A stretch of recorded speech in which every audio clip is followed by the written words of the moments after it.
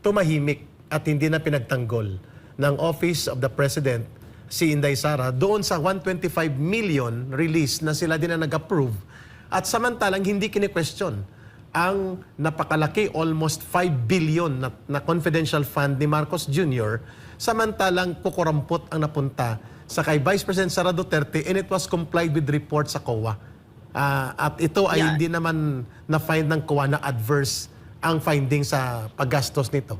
Pero SAS ngayon, bakit ito pa rin ang ipinapalabas ng grupo ni Martin Romualdez at mga atake nila sa kay Sara Duterte? Ngayon, kumakalat may in-include na sila na atake at iniugnay na siya ay isang silent agent ng China. Ngayong umaga lang, inilabas. Si Sas yun. Inilabas. Sas, ikaw yun. Inilabas nila, Ma'am Lorraine, nila Paulo Ortega, ng mga young guns, mga kongresista, Ma'am, ng mga bata. Yung mga sabi mo, so young, yet you're so corrupt. Yes, Sas, go ahead. Mga Ortega. Oo.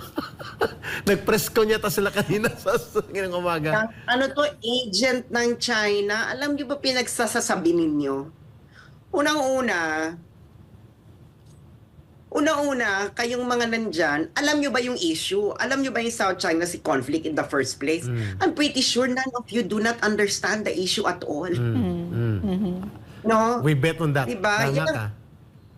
Yan ang katotohanan dyan. Wala pa akong nakikitang congressman na pag narinig ko, sasabihin ko, ay, ito may matututunan ako dito. Wala, kasi nga hindi nila alam. I'm pretty sure Ka Lorraine and Ka Eric, none of these young congressmen ever read the 2016 South China Sea arbitration at all. Correct. Because kung nabasa nila ito, hindi ganyan ang iyong mga actuations ngayon. Dahil if you are up for some reckoning. Ikalawa, ano ba yung binabato ninyo kung hindi nagtagumpay ang 125 million confidential funds, babalik kayo sa China.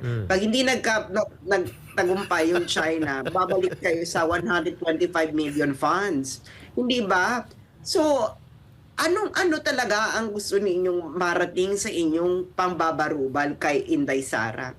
Ikatlo, kayong mga young congressman dyan, kahit yung mga luma na, siguraduhin ninyo na ang mga negosyong associated sa inyo at mga campaign funders ninyo ay hindi mga importers sa China. Yeah, correct. Lalo na yung mga may construction business dyan. Tama. Dahil mula pa ako hanggang sa dulo ng construction cycle, karamihan dyan ay mga materyales na ini-import sa China, ini-smuggle nyo pa nga yung iba eh. Oh, tama. Di ba? Tama ka. Correct ka, Sas. So, Ganun Sas, kay Pokrito.